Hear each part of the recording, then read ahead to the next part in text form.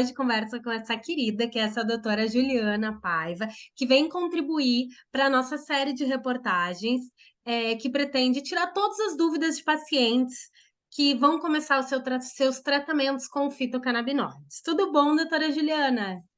Tudo ótimo, queria agradecer pelo convite, achei demais.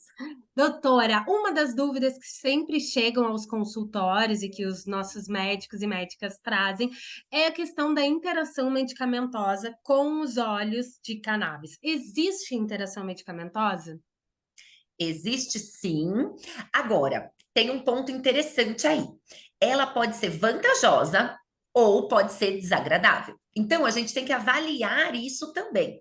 Porque, às vezes, quando eu coloco mais de uma medicação naquele paciente, elas podem agir em sinergia, então, trazendo um resultado mais potente para o paciente. Mas, ao mesmo tempo, se eu exagero na dose ou se eu não cuido disso, a interação medicamentosa pode ser negativa. Então, existe, pode ser boa ou não. Quais seriam os riscos, então, por exemplo? Quando a gente não dosa direito ou mistura a hora de tomar, isso é outra coisa interessante também, a gente cuidar do horário que a gente administra as medicações, a gente pode ter reações negativas. Então, um remédio pode cancelar o efeito do outro ou prejudicar a ação do outro, ou pode potencializar. Então, por exemplo, uma interação que é bem relevante com os fitocannabinoides é o uso de anticoagulantes. Claro que não são todos, mas aí a gente não pode dar, por exemplo, junto, dependendo do anticoagulante, porque exagera na anticoagulação. E aí, olha que risco importante que a gente vai ter para o paciente.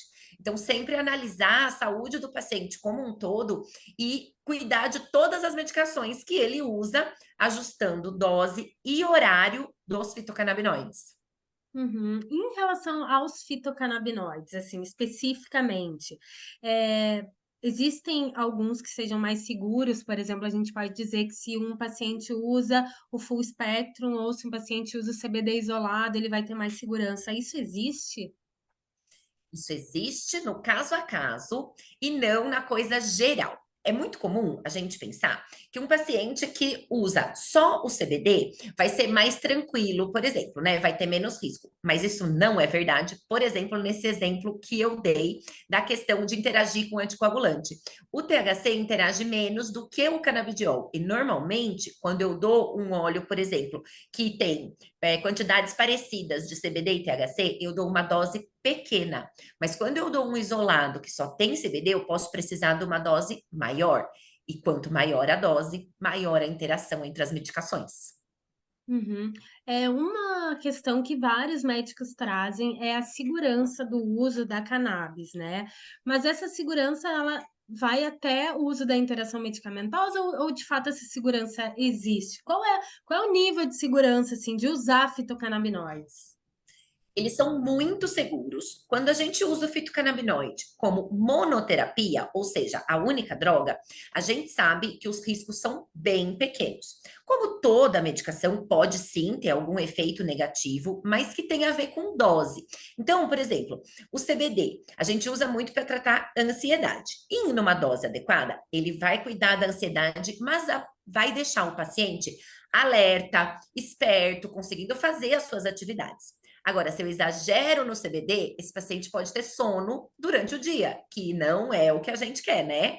Então, tem muito nesse sentido também da gente cuidar, mesmo que seja monoterapia, de dose. Agora, quando eu tenho interação medicamentosa, a gente coloca uma camada a mais aí para o médico se preocupar. Mesmo assim, pode ser um uso bem seguro, desde que com um médico experiente e que tenha essa preocupação de avaliar a saúde como um todo e todas as medicações que o paciente usa. Uhum. Já que a gente está falando de interação medicamentosa, para terminar essa nossa entrevista, doutora, em relação ao desmame de outros medicamentos, várias coisas numa pergunta só. O doutor Mário Grieco, ele já disse que a cannabis ela é uma planta para velho, que é uma questão Hum, para a pessoa mais velha que tem que usar, que estimula o cérebro, então ele defende que cannabis é uma planta para pessoas velhas.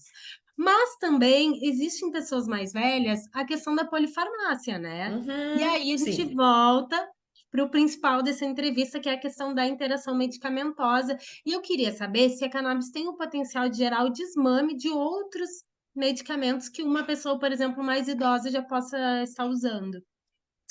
Com certeza. Eu falo que os fitocannabinoides não substituem nenhuma medicação, mas eles melhoram o paciente, e um paciente melhor precisa de menos medicação, porque cada remédio ele tem o seu mecanismo de ação. Então, quando eu dou um fitocannabinoide adequado, na dose certa, essa pessoa que eu estou tratando vai melhorar, por exemplo, da dor. Com isso, eu consigo diminuir o remédio de dor que ela usa. Então, vamos supor que seja aquela pessoa que usa um derivado dos opioides, como, por exemplo, o tramal ou a morfina, alguma coisa assim. Se ela tem menos dor, eu dou menos remédio para dor. Então, isso é fantástico, porque você vai diminuindo esse tipo de medicação. Mesma coisa quando eu tenho um paciente que usa remédio para dormir, por exemplo, também é muito comum nos idosos, né? Quando eu consigo regular esse ciclo, sono e dia, esse idoso vai passar a dormir melhor com menos necessidade de remédio para dormir.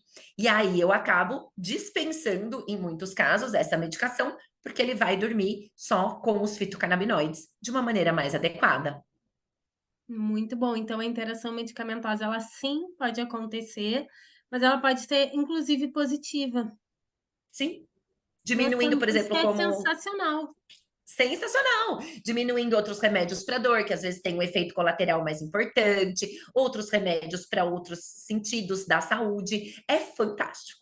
Uma questão que a gente não pode deixar de pontuar, né, doutora, a questão da segurança, do desmame e do acompanhamento médico, né? Essa questão próxima, né, doutora? Isso é a medicina canabinoide. Sem dúvida. Inclusive, o acompanhamento desse desmame. Às vezes o paciente fica empolgado e quer ir parando sozinho de tomar remédio. Isso pode dar muito errado, porque a gente tem que fazer o desmame de acordo com o remédio. Então, tem alguns que pode tirar de uma vez, tem outros que não. Eu tenho que fazer uma coisa gradual, passo a passo. E tem uma outra coisa chave. Quando eu tiro outra medicação, pode ser que eu tenha que ajustar a dose do canabinoide. Claro. Por exemplo, Por exemplo, se eu tiro o remédio para dormir, eu não podia dar muito canabinoide de noite porque ele já estava tomando um remédio para dormir. Agora, eu tirei esse remédio, talvez eu tenha que dar umas gotinhas a mais para ele ter um sono de qualidade, mais tranquilo e descanse melhor durante a noite. uhum, muito bom. Doutora Juliana, muito obrigada por responder as perguntas do Portal Cannabis e Saúde. Hoje, principalmente sobre interação medicamentosa. Em breve a nossa live, mas ainda não podemos falar datas, né, doutora? Combinado, vamos alinhar as agendas. Vai ser um prazer fazer uma live e aí poder também conversar ao vivo, né, com o pessoal que estiver online. Com certeza. Obrigadão, doutora. Tchau, tchau. Tchau.